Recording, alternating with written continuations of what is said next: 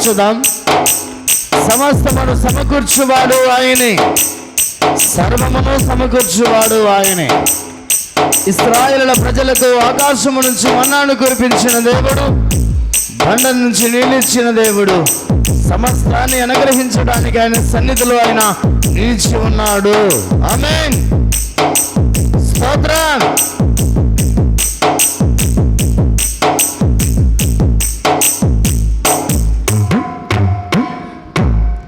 వ్యాధులను తొలగించినావు, మృతులను మరలిపినావు. వ్యాధులను తొలగించినావు, మృతులను మరలిపినావు.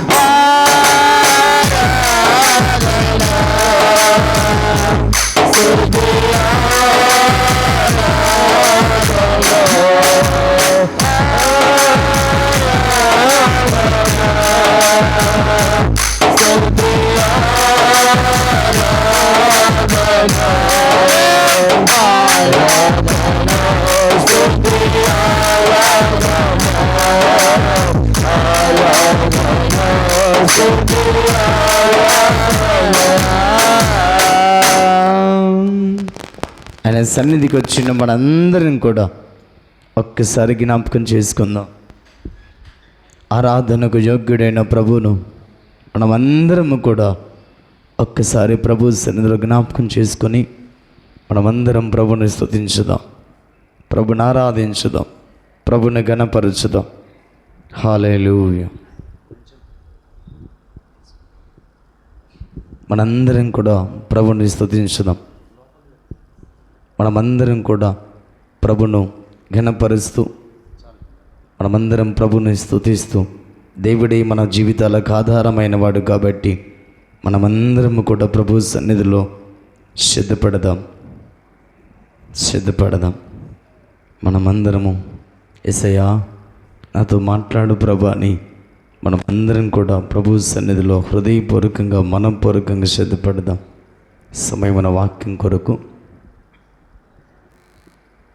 దివ్యన ప్రార్థన చేస్తారు. మనందరం కూడా ఏకీభవించుదాం ప్రభు సన్నిధిలో. మమ్మల్ని మిక్కులుగా ప్రేమిస్తున్న మా ప్రియ పరిశుద్ధుడా, నీ పరిశుద్ధమైన పాదములకు స్తుతులు స్తోత్రములు నాయనా.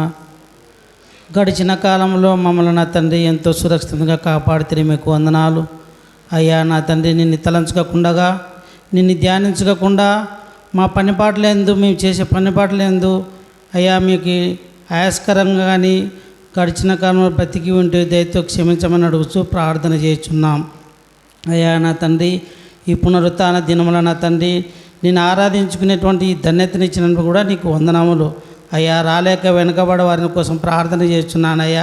ఇక నుంచైనా నా తండ్రి వారు వచ్చి నా తండ్రి నీ యందు భయముక్తం కలిగి నా తండ్రి నీ సన్నిధానంలో నా తండ్రి నీ ముఖాలు వంచి నమస్కారములు చేయలేక ప్రతి బిడ్డకు అనుగ్రహించమని అడుగుచూ ప్రార్థన చేస్తున్నాము.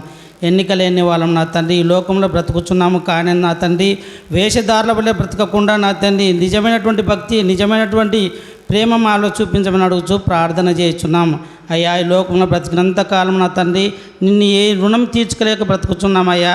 ఇక నుంచైనా నా తండ్రి మా బ్రతుకులు మార్చలాగా కృపణ దయచేయమని ప్రార్థన చేస్తున్నాను అయ్యా. నా తండ్రి నీ సేవకుడు చెప్పే వాక్యము ఏది విత్తాలని ఆశపడి ఉన్నాడు నా తండ్రి, అది నా తండ్రి మా హృదయాల్లో ఫలించలాగా కృపణ దయచేయండి అయ్యా. నా తండ్రి అతన్ని ఏ విధంగా వాడుకొని నా తండ్రి సంఘం అభివృద్ధికి నా తండ్రి బలముగా వాడుకొని సంఘంలో నా తండ్రి ఎంతో నా తండ్రి మహిమకరముల కార్యక్రమం జరగలేకుండా కృపణ దయచేయమని అడుగుచూ ప్రార్థన చేస్తున్నాం అయ్యా. చెప్పబోయే హృదయాలంతా ఫలించిన తండ్రి నీవే కీర్తి ప్రభావాలు పొందమని ఈ కొద్ది విన్నపంలో నజరేయుడైన యేసునామమున అడిగి వేడుకొనుచున్నాం పరమ తండ్రి, ఆమేన్.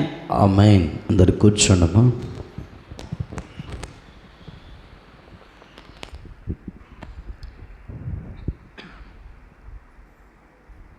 హల్లెలూయా, హల్లెలూయా.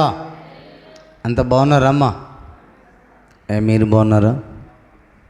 దేవుని అపారమైన కృప దేవుడు మన జీవితాలకు తోడుగా ఉంచి గడిచిన వారమంతా కూడా దేవుని మహిమార్థమై వాడుకొని మనకైన సన్నిధి తోడుగా ఉండి నడిపించిన ఆ దేవాది దేవునికి మహిమ ఘనత ప్రభావములు కలుగునుగాక. ఆమేన్.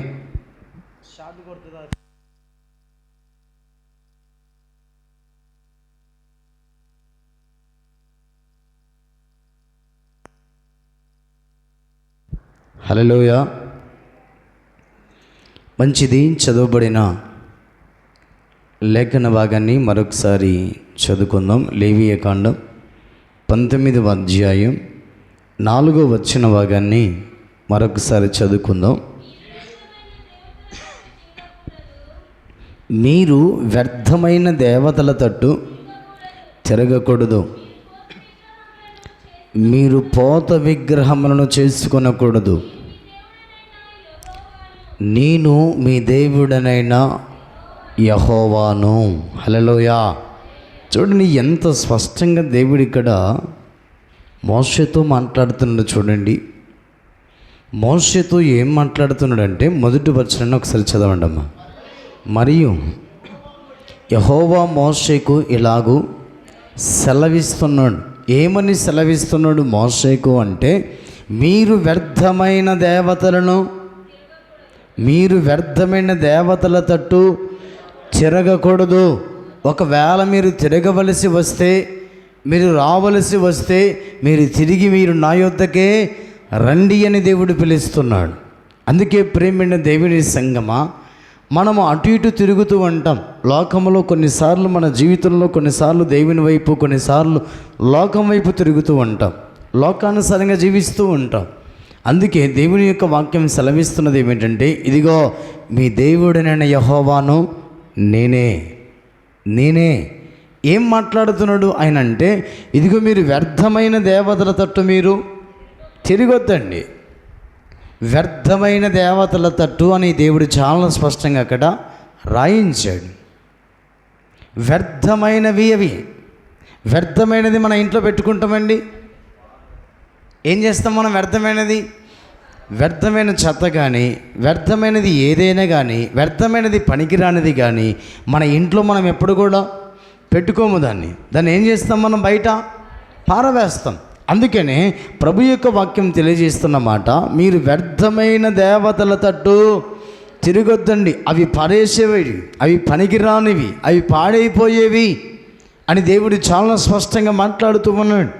అందుకనే దేవుని సంగమా, దేవుడు చాలా స్పష్టంగా మాట్లాడుతున్నాడు. ఈ సమ్మర్లో ఎక్కువగా దేవుని యొక్క వాక్యం సెలవిస్తున్న రీతిగా చాలామంది క్రైస్తవులు అనబడుతున్నవారు, విశ్వాసులు అనబడుతున్నవారు, దేవుని యందు భయభక్తులు కలిగిన వారు చాలామంది వ్యర్థమైన దేవతల తట్టు తిరుగుతూ ఉంటారు. ఎందుకంటే బంధువులు దేవర్లు చేస్తే, బంధువులు ఏదైనా గుడికి వెళుతుంటే చాలామంది మేము వెళ్ళకూడదు, అది వెళ్ళకూడని స్థలం అనుకోకుండా కూడా వారు బాధపడతారని చెప్పి ఏం చేస్తారు, వాళ్ళు అక్కడికి వెళ్తూ ఉంటారు, దాన్ని ఆచరిస్తూ ఉంటారు, దాన్ని పాటిస్తూ ఉంటారు. అందుకే దేవుడు చాలా స్పష్టంగా మాట్లాడుతున్న మాట ఏమిటంటే, నేను మీ దేవుడైన యెహోవాను. ఏమన్నాడైనా?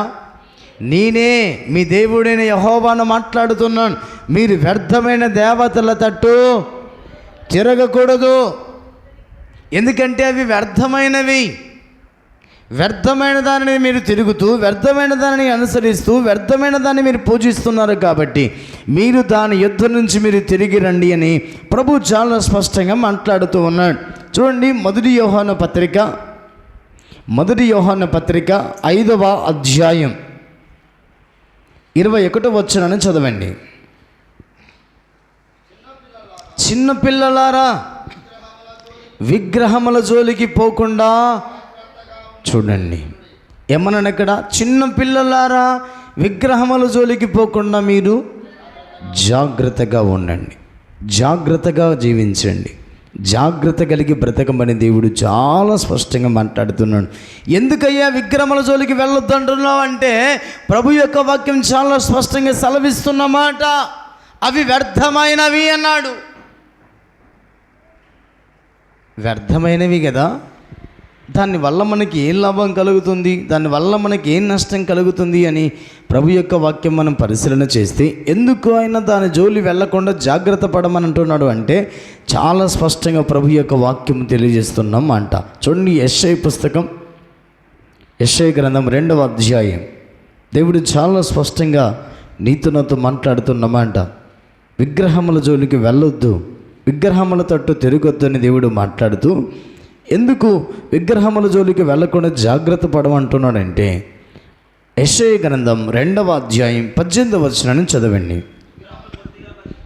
విగ్రహములు బొత్తిగా నశించిపోవును. ఇప్పుడు మానవుడు నశించిపోతున్నాడు, విగ్రహములు నశించిపోతున్నాయి. మానవుడు నశించిపోయే వాటి మీద ఆధారపడితే, నశించిపోయే వాటి మీద ఆనుకుంటే ఏం ప్రయోజనం ఉంటుంది? అందుకే దేవుని సంగమా, దేవుడు నీతో నాతో మాట్లాడుతున్న మాట, అవి నశించిపోయేవి అన్నాడు భక్తుడు. నశించిపోయే వాటి మీద ఆనుకునేటువంటి వాడు, వాటి వల్లే కూడా అవి నశించిపోతున్నాయి. కాబట్టి మానవుడు విగ్రహముల జోలికి వెళ్ళకుండా జాగ్రత్త పడమంటున్నాడు. వెళ్ళకుండా అంటే వాటిని పూజించకుండా, వాటిని ఆచరించకుండా, వాటిని అనుసరించకుండా, వాటి పద్ధతులు పాటించకుండా జాగ్రత్తగా ఉండమంటున్నాడు ప్రభు.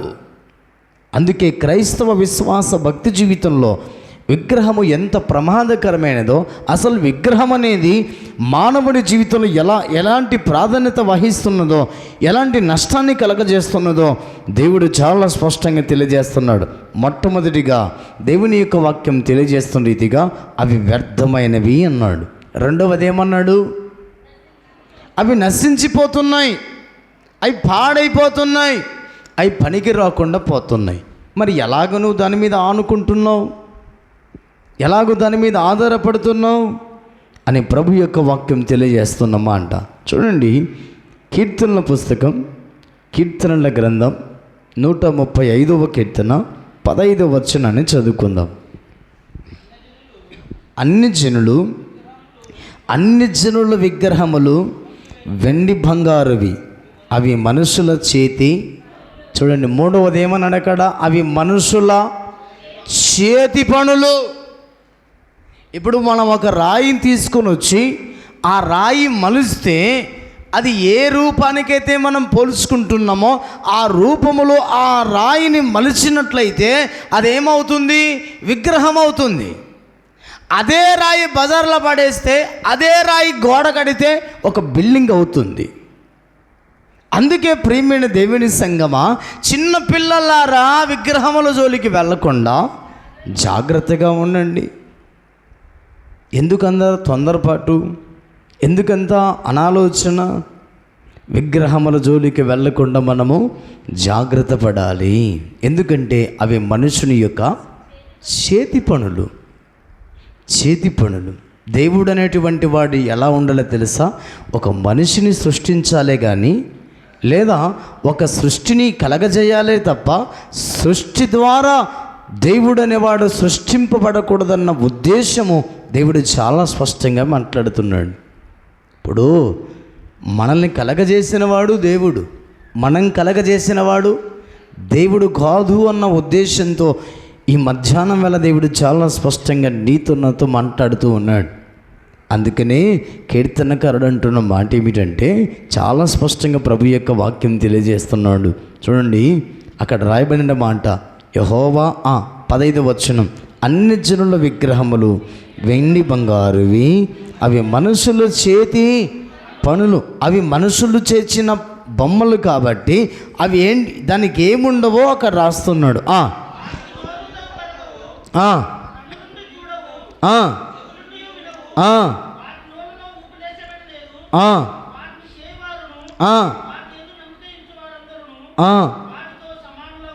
చూడండి, ఇక్కడ ఏమంటున్నాడంటే దానికి ఎలా ఉంటాయంట, వాటికి నోరుండియు మాట్లాడు, చెవులుండియు నోరుండి. ఇప్పుడు అలాంటప్పుడు ఎలాగ దేవతలు అవుతారు వాళ్ళు? ఎలాగ వాటిని మనం పూజించగలుగుతాం? నిజంగా అండి, క్రైస్తవ విశ్వాస భక్తి జీవితంలో మానవుడు వీటికి ప్రాధాన్యతనిస్తున్నాడు. అన్యుల గురించి మాట్లాడలేదు, ఒక క్రైస్తవుని గురించి మాట్లాడుతున్నాడు ప్రభు. దేవుని మందిరానికి వస్తూ, దేవునితో సహవాసం చేస్తూ, దేవుని సన్నిధిలో ప్రభు యొక్క బలలో చేవేస్తూ కూడా మనం ఏం చేస్తున్నాం? వాటి మీద ఆధారపడుతున్నాం,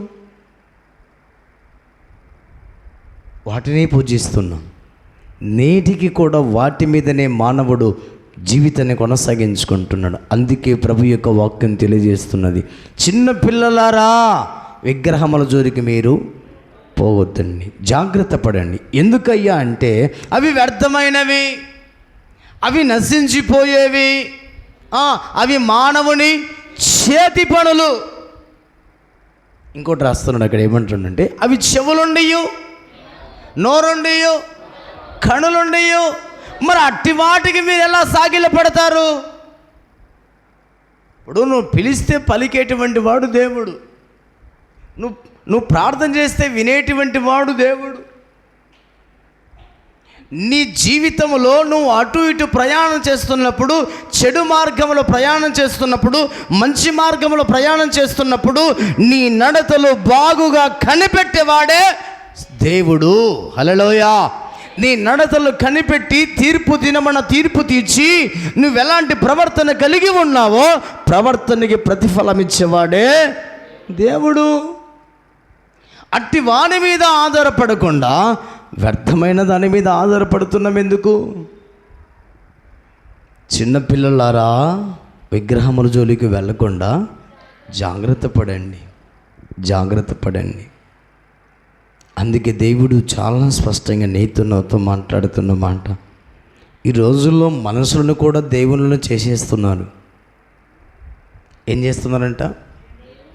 బాగా మంచి మనిషి ఉన్నాడు అనుకోండి, సహాయం చేసేవాడు, డబ్బు సహాయం చేసేవాడు, పేరు సహాయం చేసేవాడు, ఆస్తిపాస్తులు సహాయం చేసేవాడు అనుకోండి, అబ్బా నాకు ఈయన దేవుడు అండి అని ఏం చేస్తున్నారు? వాళ్ళకి సాగిల పడుతున్నారు, మొక్కుతున్నారు. ఇంకో రీతికి చెప్పాలంటే అలా ఫోటోలు తీసుకొచ్చి దేవుళ్ళ పక్కన పెట్టేస్తున్నారు. ఏమవుతుంది? అది ఒక విగ్రహం. అందుకే దేవుని సంగమా దేవుడు మాట్లాడుతున్నాడు, వాటి జోలికి వెళ్ళకుండా మీరు జాగ్రత్త పడండి. నీ దేవుడైన యెహోవాకు తప్ప నీవు ఎవరికి మ్రక్కకూడదు, సాగిల పడకూడదు, వాటిని పూజించకూడదు. మరి ఎందుకు నువ్వు అంత విచిత్రంగా ప్రవర్తిస్తున్నావు? దేవుని వాక్యం తెలిసి కూడా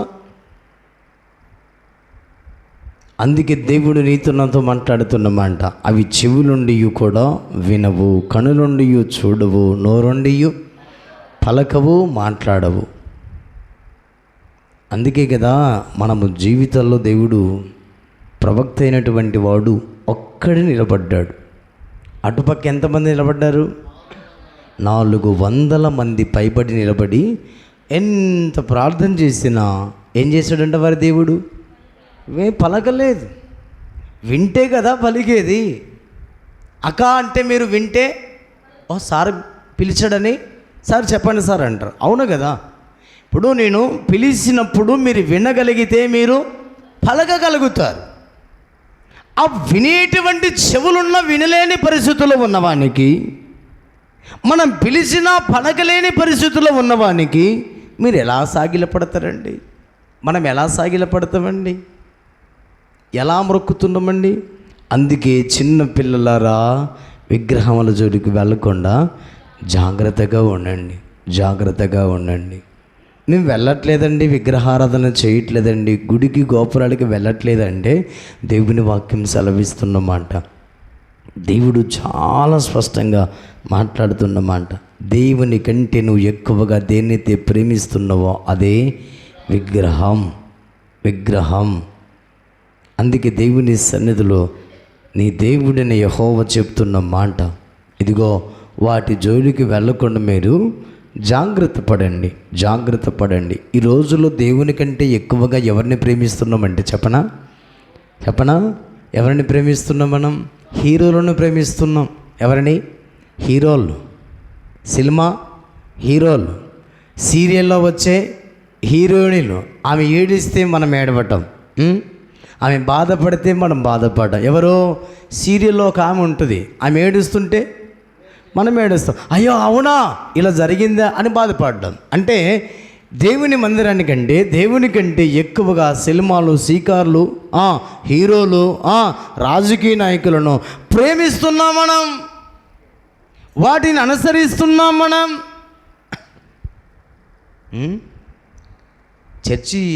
చర్చి వార్షికోత్సవాలప్పుడు చాలామంది ఎంత బాధపడి ఉంటారో. ఎందుకు? పొద్దున సాయంత్రం సీరియల్ మిస్ అయ్యి ఉంటారు అక్కళ్ళు. కొంతమంది అయితే బొత్తిగా రాలేదు. నేను ఎవరెవరు వస్తున్నారో కూడా చూసి ఆ రోజు చాలామంది రాలే సాయంకాలం పూట. ఎందుకంటే సీరియల్ మిస్ అవుతారు కదా, అందుకు చాలామంది రాలేకపోయారు అక్కళ్ళు. అందుకే దేవుని సంగమం దేవుడు మాట్లాడుతున్నమాట. అన్నోళ్ళు కూడా రాలేదులేండి, ఫీల్ కావద్దండి. అన్నోళ్ళు ఎక్కడ ఉంటారు? వాళ్ళు ప్రేమించేది వాళ్ళకు ఉంటుంది. ఏది? కళ్ళు కోట్ల కాడ, సారాయి కోట్ల కాడ వాళ్ళు ఉంటారు. దేవుని సంగమం దేవుడు మాట్లాడుతున్నమాట. నువ్వు దేన్నైతే ప్రేమిస్తున్నావో అదే విగ్రహం. అది నీ జీవితంలో నిన్ను వ్యర్థం చేస్తుంది, వ్యర్థమైన జీవితాన్ని అనుసరింపచేస్తుంది అది. అందుకనే విగ్రహముల జోలికి వెళ్ళకుండా నువ్వు జాగ్రత్త పడండి. కాస్త జాగ్రత్తగా ఉంటే మన జీవితాలు బాగుపడతాయని ప్రభు మాట్లాడుతున్నాడు. చూడండి, విగ్రహం వల్ల మన జీవితంలో ఏం కలుగుతుందో చూడండి. నిర్గమకాండ మనందరికీ తెలిసిన లేఖన భాగాలండి, కొత్తవేమి లేవు. పరిశుద్ధమైన బైబిల్ మనందరికీ తెలుసు బాగా. మరొకసారి దేవుడు మనతో హెచ్చరిక చేస్తున్నాడు. ఎలా బ్రతకమని దేవుడు నేర్పిస్తున్నాడు. ఎలా ఉంటే మన జీవితాలు ఆశీర్వదించబడతాయో నేర్పిస్తున్నాడు. నిర్గమకాండ 32వ అధ్యాయం 7వ వచనం నుంచి చదవండి. కాగా యెహోవా మోషేతో ఇట్లనెను, నీవు దిగి వెళ్ళము, ఐగుప్తు దేశము నుండి నీవు రప్పించిన నీ ప్రజలు చెడిపోయిరి, నేను వారికి నియమించిన త్రోవ నుండి త్వరగా తొలగిపోయి తమ కొరకు పోత పోసిన దూడను చేసుకుని దానికి సాగిలపడి బలి అర్పించి, ఓ ఇశ్రాయేలు, ఐగుప్తు దేశము నుండి నేను రప్పించిన నీ దేవుడు ఇదే అని చెప్పుకొనిరి. ఏం చెప్పుకుంటున్నారంటే వీళ్ళు ఐగుప్తులో బాధపడుతుంటే, ఐగుప్తులో బరువులు మోస్తుంటే, ఐగుప్తులో చింతిస్తుంటే, ఇదిగో మన దేవుడైన యెహోవా మనల్ని నడిపించాడే. మోషే ఏమైపోయాడో, ఇదిగో ఈ బొమ్మని మనల్ని నడిపించిందని దూడ గురించి చెప్పుకుంటున్నారంట. దూడ ఎవరు చేశారు? మహాగణుడు ఎవరైనా అహరోను గారు చేశారు. అహరోను మిరియాము గారు కలిసి ఇశ్రాయేలు ప్రజలతో మాట్లాడి ఒక దూడను తయారు చేశారు. మనుషులు కల్పించిన వ్యర్థమైన దేవతలకు మ్రొక్కటం ప్రారంభించబడి ఉన్నది. ఎక్కడా? ఇశ్రాయేలు ప్రజలు ప్రారంభించారు, సీనాయి కొండ దగ్గర. అందుకే దేవుని సంగమా, దేవుడు నీతో మాట్లాడుతున్నమాట, దాని జోలికి వెళ్ళొద్దు అని దేవుడు మాట్లాడుతున్నాడు. ఇదే సంతోషాన్ని ఇస్తుందని చెప్పి వాటికి సాగిలపడ్డారు. మన జీవితంలో కొన్ని మనకు సంతోషం ఇస్తాయి, ఎప్పుడూ కొంతవరకు సంతోషం ఇస్తాయి. అమ్మా వెళ్ళొద్దండి అంటే మనం వెళ్తాం, చేయొద్దని అంటే మనం చేస్తాం. ఎందుకంటే చాలా మన జీవితాల్లో అది నాకు సంతోషం ఇస్తుంది అనుకుంటారు, కానీ అది నీ జీవితాన్ని పాడు చేస్తుందని గుర్తించలేకపోతున్నారు. ప్రార్థనకు వస్తారు, జాగ్రత్త వినండి. నిద్రపోయేతోళ్ళు హల్లెలూయా చెప్పండి ఒకసారి. హల్లెలూయా. నిద్రపోయేతోళ్ళు హల్లెలూయా అంటే కొందరికి వినపడదండి. ఎందుకంటే కొందరికి మనం వాళ్ళని అనుకున్నా మంచిది కాదు. ఎందుకంటే కొందరు చెవులు వినపడని వాళ్ళు ఉంటారు. హల్లెలూయా, చాలా మంచిది. దేవుడు మనందరినీ దేవుడు దీవించునుగాక. దేవుని మందిరానికి వస్తుంటాం, వ్యర్థమైన దాన్ని అనుసరిస్తుంటాం, వ్యర్థమైన దాన్ని పాటిస్తుంటాం. అందుకనే దేవుని కంటే ఎక్కువగా మనము వ్యర్థమైన దాన్ని మనము ప్రేమించకూడదు. ఇక్కడ ప్రార్థన జరుగుతుంది అనుకోండి, అక్కడ డీజే పెట్టారు అనుకోండి, ఎక్కడ పోతాం మనం? చెప్పాలి మనలో మనమాట. ఎక్కడికి వెళ్తామండి? అందుకే వ్యర్థమైనది మనము ప్రేమించొద్దు, వ్యర్థమైనది అనుసరించవద్దు. అదే విగ్రహం అన్నాడు దేవుడు. నువ్వు ఎక్కువ ఏదైతే ప్రేమిస్తావో అదే విగ్రహం. అందుకే ప్రేమైన దేవుని ప్రజలారా, వ్యర్థమైనదని పాటించొద్దండి. ఇక మన జీవితంలో ఈ సమ్మర్ అంతా కూడా డీజేలు వ్యర్థమైనది మన జీవితంలో మనం చూడబోతున్నాం. కానీ దానికి స్థానం ఇవ్వద్దని ప్రభు మాట్లాడుతున్నాడు. దేవుని సంగమ, దేవుడు సూటిగా ఖండితంగా మాట్లాడుతున్నాడు. ఇదే మనకు సంతోషం ఇస్తుందంటే ఏం చేశారు? ఇశ్రాయేలు ప్రజలు సాగిలపడ్డారు, వాటికి పూజించారు, వాటిని అనుసరించారు, జీవితాన్ని కొనసాగించుకుంటూ వచ్చారు. చూడండి, మాట అక్కడ రాయబడిన మాట చాలా స్పష్టంగా దేవుడు తెలియజేస్తున్న మాట. మరియు యెహోవా ఇట్లనను,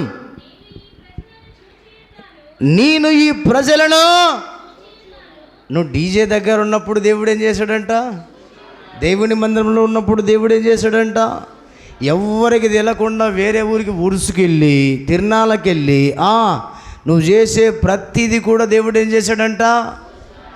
అది నేను ఈ ప్రజలను ఎవరు చూడట్లేదులే, మా ఊరు దూరం ఉంది, ఎవరు చూడట్లేదులే, నేను ఒక్కదాన్నే ఉన్నానని ఉరుసులోనికి వెళ్ళి టెంకాయ కొట్టొచ్చేవా?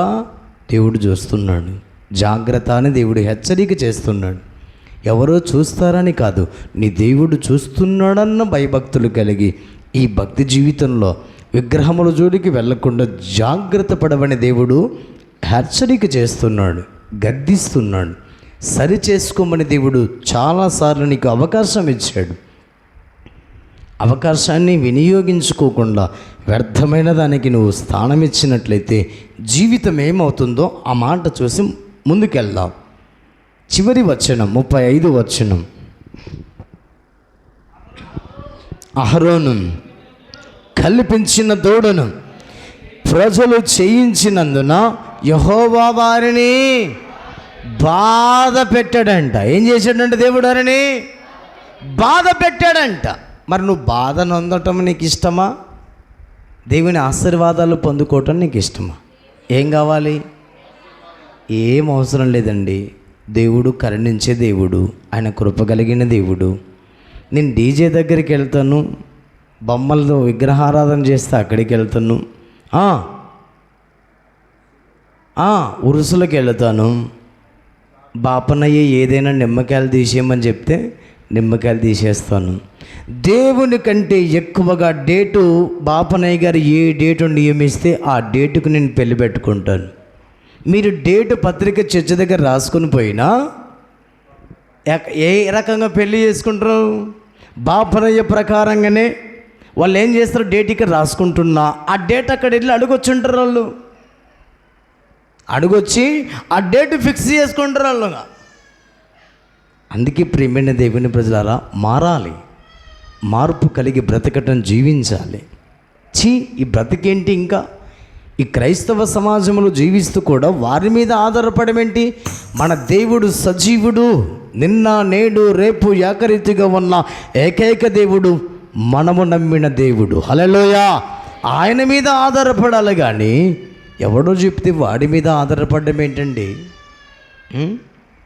అందుకే దేవుడు మాట్లాడుతున్నాడు, బాబు అహరోను కల్పించిన దూడ, చేసిన దూడ ఇశ్రాయేలులు ప్రోత్సహించారు కాబట్టి, ఇశ్రాయేలులు చేశారు కాబట్టి దేవుడు వారిని బాధ పెట్టాడు.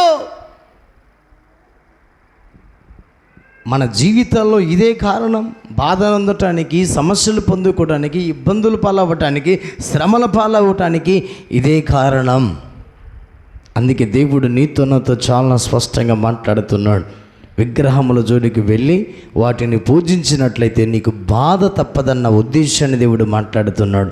అవి విడిచిపెట్టి నువ్వు దేవుని యొద్దకు వచ్చినట్లయితే, దేవుని యొద్దకు నువ్వు తిరిగినట్లయితే నీ యొద్ద ఉన్న సర్వ రోగములు, సర్వ దుఃఖములు, సర్వ బాధను, సర్వ విధమైనటువంటి సమస్యలను యేసు నామములో ఇప్పుడే ఆయన తొలగించునుగాక. ఆమేన్. ఆ విగ్రహముల ద్వారా మన జీవితంలో బాధ కలుగుతుంది. రెండవది, ప్రభు చెప్తున్న మాట చాలా స్పష్టంగా దేవుడు మాట్లాడుతున్నాడు. యెహెజ్కేలు పుస్తకం 36వ అధ్యాయం.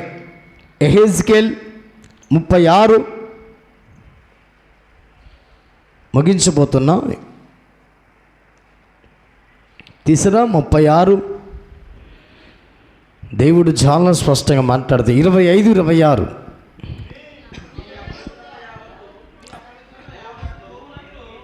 ఒకరు మీ అపవిత్ర యావత్తు పోవనట్లు నేను మీ మీద శుద్ధ జలము చల్లుదును, మీ విగ్రహముల వలన మీకు కలిగిన అపవిత్రత అంతయు తీసివేసేదను, మీరు నా యొద్దకే మీరు తిరిగి రండి. ఎక్కడికి వెళ్ళిపోతున్నారు? ఇంతవరకు చేసిన విగ్రహం ఉందే, దానివల్ల మీకు భ్రష్టు పట్టిపోయింది, అపవిత్రముగా మార్చబడి ఉన్నారు, అపవిత్రమైన జీవితాన్ని కొనసాగించుకున్నారు. అందుకే దేవుని సంఘమా, దేవుడు మాట్లాడుతున్న మాట, దేవుడు చాలా స్పష్టంగా మాట్లాడుతున్నాడు. విగ్రహముల వల్ల మన జీవితంలో ఏమేమైందంట? అపవిత్రంగా మార్చబడి ఉన్నాం. అపవిత్రమైనది ఏది కూడా పరలోకములో ప్రవేశించదు. అపవిత్రమైనది ఏది కూడా దేవునికి ఇష్టమై ఉండదు. అందుకనే దేవుని యొక్క వాక్యం సెలవిస్తున్నది, ఇంతవరకు నువ్వు విగ్రహముల జోలికి వెళ్ళినట్లయితే, విగ్రహం అంటే ఏంటి? డీజేనే. విగ్రహం అంటే ఏంటి? సీరియలే. విగ్రహం అంటే ఏంటి? దేవుని మందిరానికి రాకుండా నీ కాలాన్ని వ్యర్థముగా కాలక్షేపణ చేస్తున్నవే, అదే విగ్రహం. వాటిని తీసేసుకొని నువ్వు ప్రభు సన్నిధికి వచ్చినట్లయితే ఆయన నీ మీద ఏం చల్లుతాడంట? శుద్ధ జలము చల్లుతాడు. వాక్యం అనే శుద్ధ జలాన్ని నీ మీద చల్లి నిన్నేం చేస్తాడంట? ఆయన పవిత్రముగా మారుస్తాడంట. ఆ మాట చదవండి, అక్కడ రాయబడిన మాట. దేవుడు చాలా స్పష్టంగా మాట్లాడుతున్న మాట. నిర్గమకాండం 19వ అధ్యాయం 2వ వచనం. నిర్గమకాండం 19వ అధ్యాయం స్వారణ ఒక్క నిమిషం. లేవీకాండం. మీరు మీ దేవుడైన యెహోవానగు నేను పరిశుద్ధుడని ఉన్నాను, మీలో ప్రతి వాడును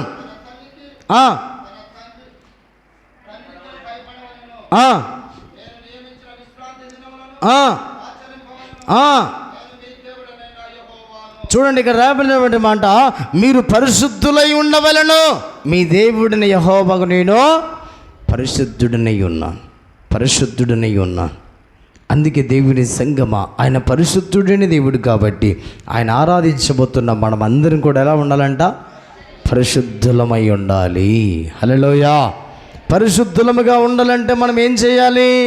విగ్రహముల జోలికి వెళ్ళకుండా, జాగ్రత్తగా ఉండాలి. విగ్రహముల జోలికి వెళ్ళినట్లయితే ఆ విగ్రహముని జీవితంలో ఏం చేస్తుంది? నిన్ను అపవిత్రులుగా చేస్తుంది.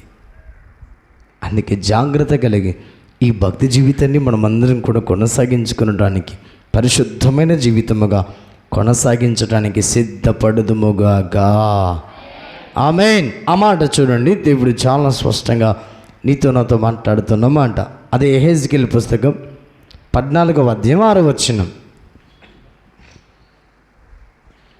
కాబట్టి ఇశ్రాయేలులకు నీవు ఈ మాటలు చెప్పుము, ప్రభువు యెహోవా సెలవిచ్చినదేమనగా, మీ విగ్రహములను విడిచిపెట్టి మీరు చేయు హేయ కృత్యములన్నిటిని మాని మనసు త్రిప్పుకొనుడి. హల్లెలూయా. ఏమనక్కడ ఏం విడిచిపెట్టాలంట? మనము విగ్రహములను విడిచిపెట్టాలి. హల్లెలూయా. అందుకే దేవుని సంగమా, వాటిని విడిచిపెట్టినప్పుడు మనము యెహోవా వైపు మనము తిరగాలి. అప్పుడు తిరిగినప్పుడు మనకున్న అపవిత్రత అంతా కూడా ఆయన తీసివేస్తానన్న ఉద్దేశాన్ని దేవుడు మాట్లాడుతున్నాడు. ఒక్కసారి గమనించుదాం. ఈ భక్తి జీవితంలో మనందరం కూడా విగ్రహముల జోలికి వెళ్ళకుండా జాగ్రత్త పడదాం. వాటి వైపు వెళ్ళావా, నువ్వు అపవిత్రులుగా మార్చబడతావు. అపవిత్రులుగా మార్చబడినట్లయితే నువ్వు విగ్రహమును చేసేంతవరకు, విగ్రహమును అనుసరించేంతవరకు ఒక అపవిత్రమైన జీవితాన్ని కొనసాగించుకుంటావు తప్ప పవిత్రమైన జీవితంగా నువ్వు ఉండలేవన్న భావాన్ని దేవుడు మాట్లాడుతున్నాడు.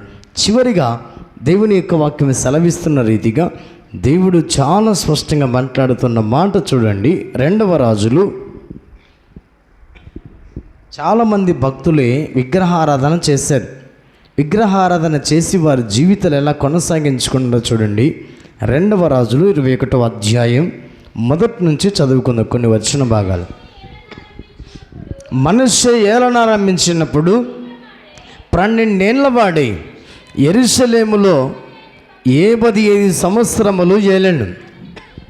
అతని తల్లి పేరు ఎప్సిబా. అతడు యెహోవా దృష్టికి చెడుతనము జరిగించుచు ఇశ్రాయేలు ఎదుట నిలవకుండా యెహోవా వెళ్ళగొట్టిన జనములు చేసినట్లు హేయక్రియలు చేయిచూ వచ్చెను. తన తండ్రి అయిన హిజ్కియా పడగొట్టిన ఉన్నత స్థలములను అతడు తిరిగి కట్టించి బయలుదేవతలకు బలిపీలములు కట్టించి ఇశ్రాయేలు రాజు అయిన అహాబు చేసినట్లు దేవతా స్తంభములను చేయించి నక్షత్రములకు మ్రొక్కి వాటిని పూజించుచుండెను. ఏం చేశాడంటే ఇతడు పితరుడు అయినటువంటి తన తండ్రి అయిన హిజ్కియా పడగొట్టిన వాటిని మనల్ని ఏం చేశాడంట? మన పితరులు చేశారు ఆనాడు. మనం ఏం చేసాం? దేవుని నమ్ముకున్న తర్వాత, బాప్తిసం పొందిన తర్వాత, రక్షించబడిన తర్వాత వాటిని తీసుకుని వెళ్ళి అందిట్లో పడేసామా? మళ్ళీ ఎందుకు తెచ్చుకుంటావు దాన్ని? మళ్ళీ ఎందుకు వాటిని అనుసరిస్తున్నావు? అదే నీ జీవితానికి శాపం, బాధ కలగజేస్తుందన్న భావాన్ని దేవుడు మాట్లాడుతున్నాడు. పాడేశారు. హిజ్కియా గారు చాలా భక్తిపరుడు అండి.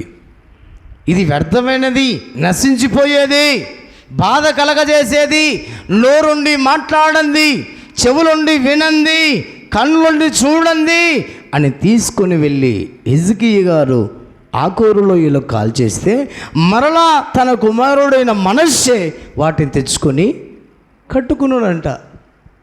అందుకే జీవితం పతనమైపోయింది. దేవుని సంఘమ, దేవుడు నీతో నాతో మాట్లాడుతున్నమాట. ఒక్కసారి చాలా జాగ్రత్తగా ఈ భక్తి జీవితాన్ని కొనసాగించుకోవడానికి సిద్ధపడదాం.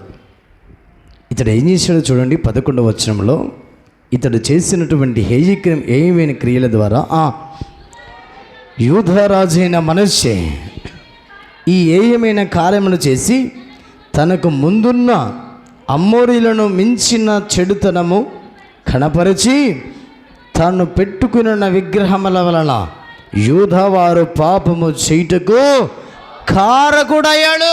నువ్వు చేసేదే తప్ప పాపం, నీ ద్వారా ఇంకా నీ కుటుంబాన్ని కూడా పాపంలో పడేస్తున్నావు. అన్నీ తెలిసిన నీవే ఇలా చేస్తాలా? అందుకే దేవుని సన్నిధిలో దేవుడు మాట్లాడుతున్నాడు. వాటిని తీసి పారవేసి, ఇప్పుడు విసర్జించబడినది, వ్యర్థమైనది మనం ఏం చేస్తాం? పాడేసి మళ్ళీ తెచ్చుకుంటామా? మరి ఏం చేస్తుందండి మనం? మళ్ళీ అది పాడేసిన తర్వాత మళ్ళీ మరుసటి రోజు ఆ దారిలో పోతుంటే ఆ స్మెల్ చూడలేక మనం ఏం చేస్తాం? మొక్క తిప్పుకొని ఉమ్మేసి వెళ్ళిపోతాం. అవునా కాదా? పడేసిన దాన్ని తీసుకొచ్చుకుంటున్నావంటే నీ జీవితంలో ఎంత నీచంగా దిగజారిపోతున్నావో ఒక్కసారి మనం జ్ఞాపకం చేసుకోవాలి. అందుకే దేవుని సంగమా, దేవుడు నీతో నాతో మాట్లాడుతున్నాడు. దేవుని మాటకు లోబడండి, వాక్యానుసారంగా జీవించండి. ప్రభు రాకడ కొరకు, ప్రభు రాజ్యాన్ని మనము స్థిరపరచబడేటువంటి రీతిగా భక్తిని చేయమని ప్రభు మాట్లాడుతున్నాడు. తీసేసి పాడేసిన దాన్ని మరలా తెచ్చుకోకుండా ఈ భక్తి జీవితంలో మనందరం కూడా దేవుని మీద ఆనుకొని ఆధారపడి భక్తి చేయుదుముగాక. ఆమేన్. చివరిగా ఓ మాట చదువుకుందాం. 2వ దినవృత్తాంతములు ముగించబోతున్నా. 2వ దినవృత్తాంతములు 15వ అధ్యాయం 16వ వచనం. చాలా జాగ్రత్తగా చదవండి.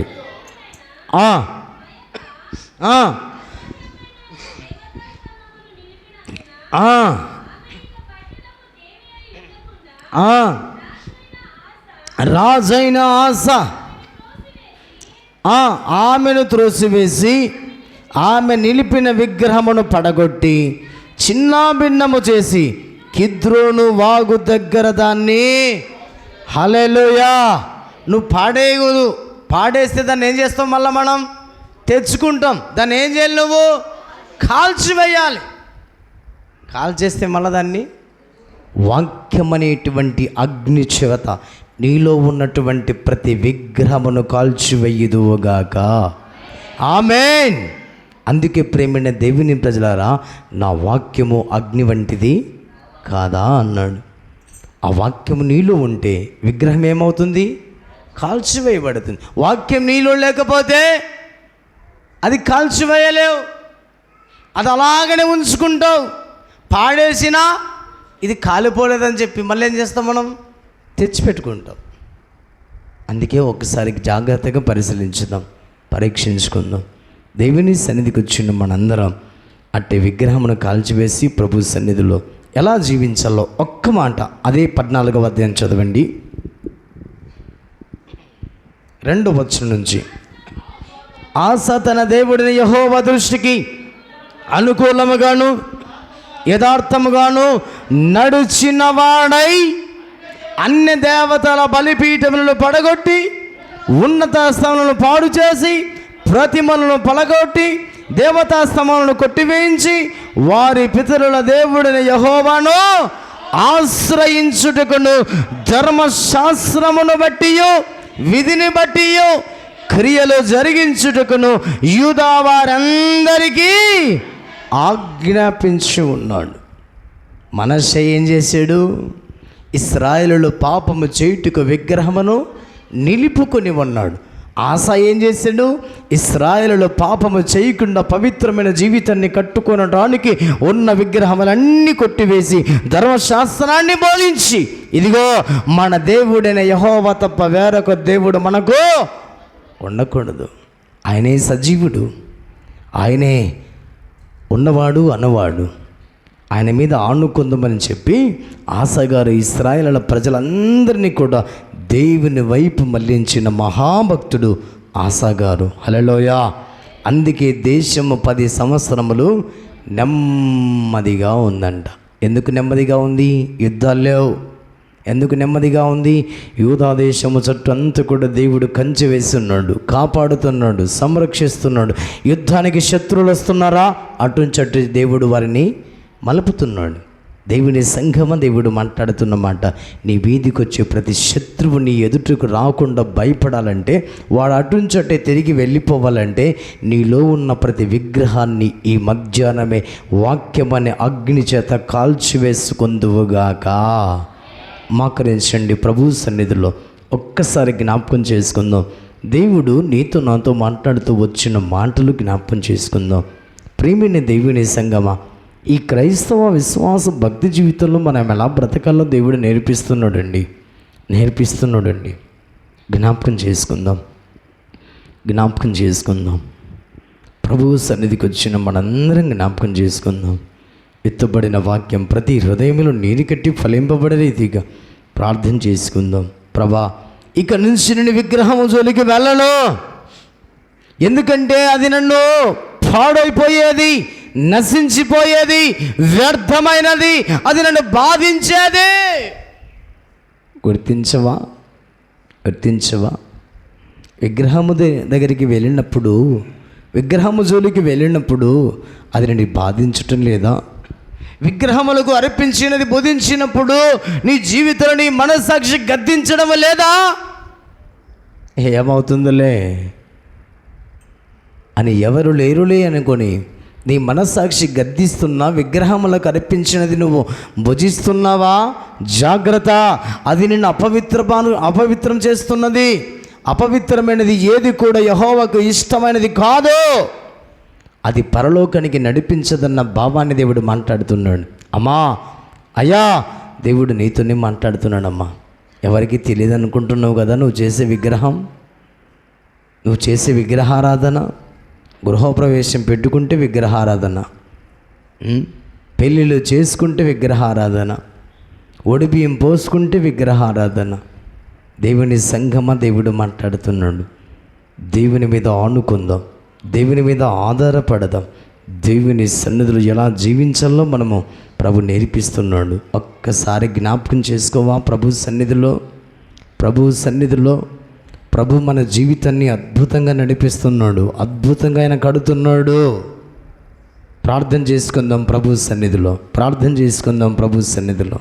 విత్తబడిన వాక్యం ప్రతి హృదయంలో నీరు కట్టి ఫలింపబడే రీతిగా సంఘ పెద్ద సుగంధరు ఉన్న ప్రార్థన చేస్తారు. మనందరం కూడా ఏకీభవించుదాం.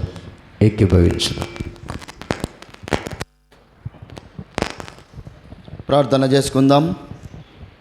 భూతవర్తమాన భవిష్యత్ కాలములలో సర్వాధికారి యొక్క దేవుడనగు ప్రభువు